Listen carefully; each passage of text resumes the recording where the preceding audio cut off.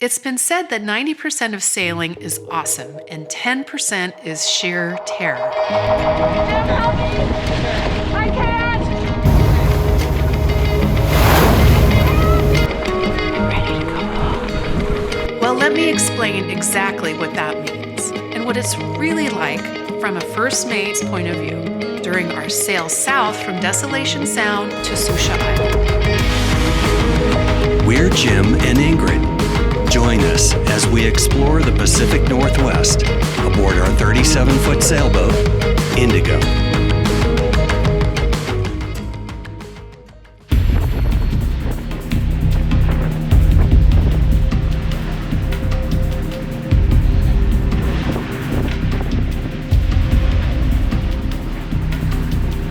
This morning we're going to cross the Strait of Georgia.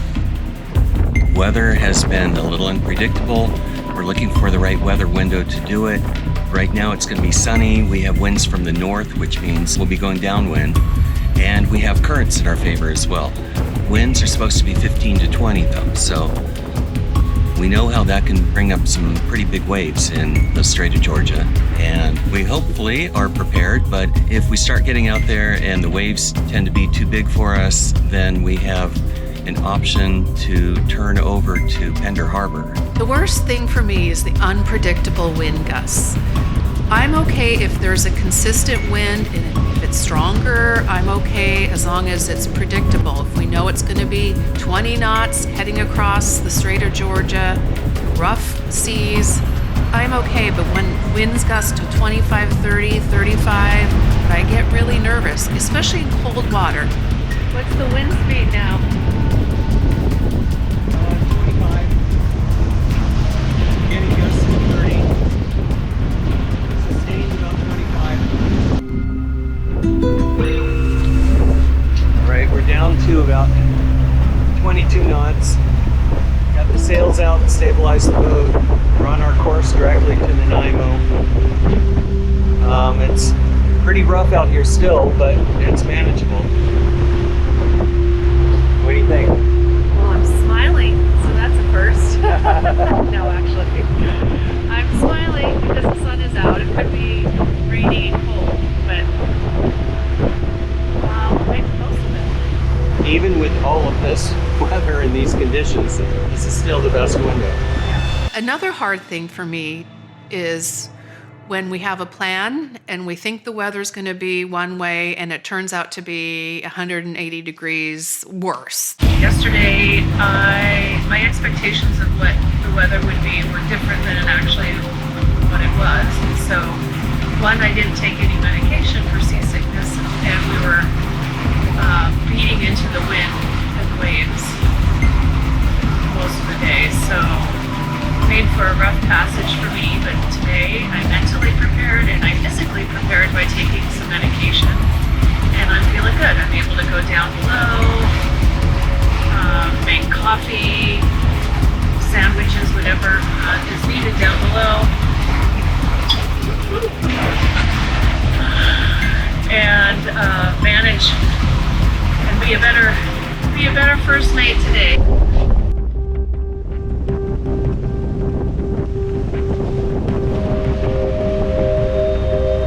Passage, we had this huge swell that would rise above the boat and then crest and then break and then swoosh down under the boat. Boat speed up to 11 knots as we come down some of these breakers.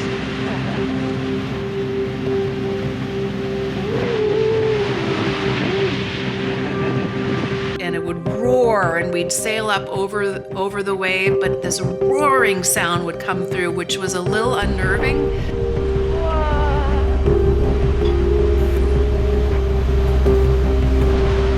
Because of our time in Mexico and experiencing that in the dark, I felt a little more at ease had it not been my first time.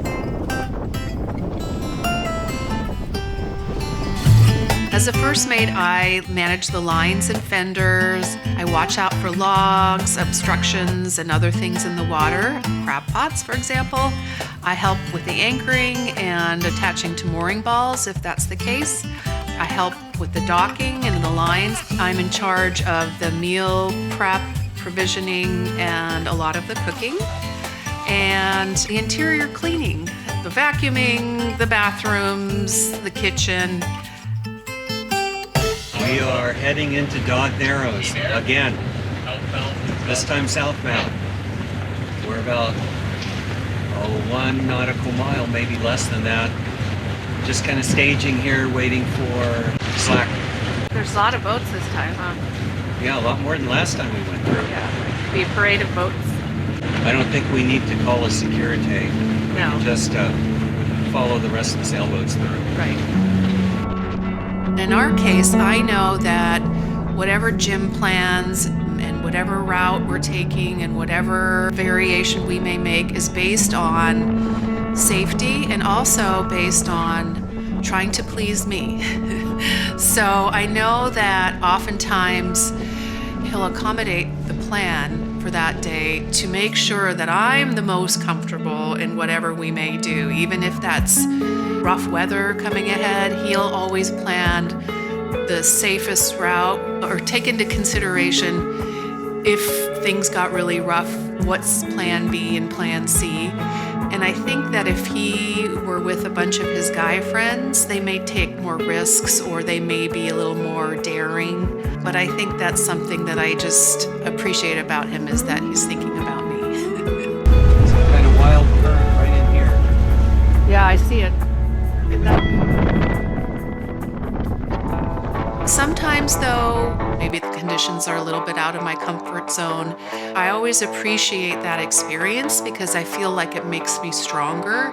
And maybe I don't share that enough, but I do appreciate being pushed a little out of my comfort zone because that's how you grow and learn.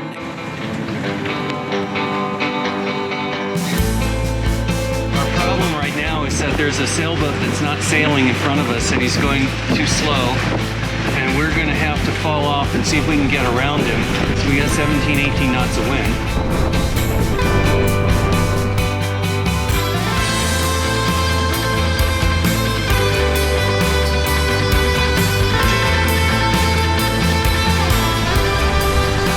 We're doing speed over ground of 7. He appears to be only doing about 5. We're passing the motoring boat with a mast over here. I'm ready to go home.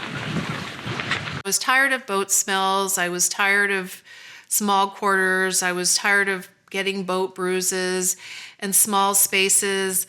And I was done. But then I flipped the narrative and said, okay, stop whining. You're in this beautiful place. You're doing things that people dream of doing. You're having these amazing experiences. So when I flip the narrative, good things happen. We spotted orcas in the channel between Ganges and Montague Harbor. And so we're just going downwind with the jib only and just gonna drift by them. I get such a thrill when I see orcas out in the wild. They are just beautiful, majestic mammals, and we are so fortunate in the Pacific Northwest to see them. They have found us. We have never gone chasing for them or, heard on the VHF that people have sighted them in this area and gone there. We've been just very blessed to see them frequently just around our boat.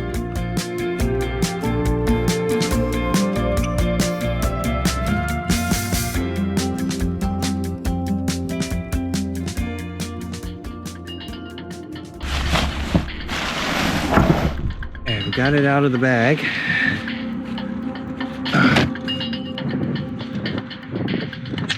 All right, got that hooked on. Here's the tack. We're gonna take this off, attach it to our little hook that's on the anchor roller, but right here. So when we flew the Spinnaker for the first time, just the two of us, it was a beautiful day. The sun was out. It was a perfect opportunity to downwind sail. Jim was out on the bow, unfurling the sail from the sock, and I had the line to hold on to the sail, and then I was going to wrap it on the winch and pull it in. The wind picked up the sail, and I had a hard time pulling the line back to the winch. Ah, I can't. I can't. Okay, Ah, crank it. I can't. It came off the thing. Ah, help me. Jim, help me. I can't. Okay, hold on to it. I'm coming. This was our first time, and so I was still trying to remember what line goes where. I just had a panic moment. Yeah.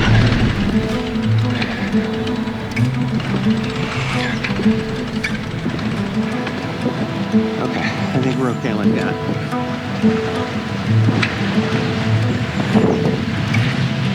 A little bit of a semi-panic moment as it came out, and we needed to pull the sheet in, but we got the sheet on the winch and got it pulled in. I think we're looking pretty good here. We actually did this. How are your hands? Okay. All right. 12 knots of wind, perfect angle. Well, we actually only did half of it. The other half is we got to bring it back in.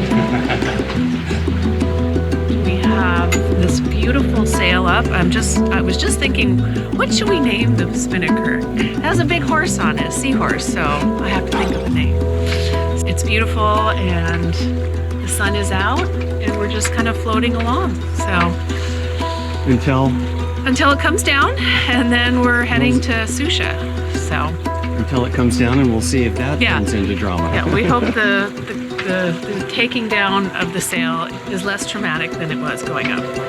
I love the spinnaker, so next time I'm looking forward to flying it again. I think what we need to do before we release the sock is we need to review where the lines go, what's going to happen. It's going to come quickly. I need to be ready and just have it wrapped already versus holding the line and then wrapping it after the sail is out of the sock.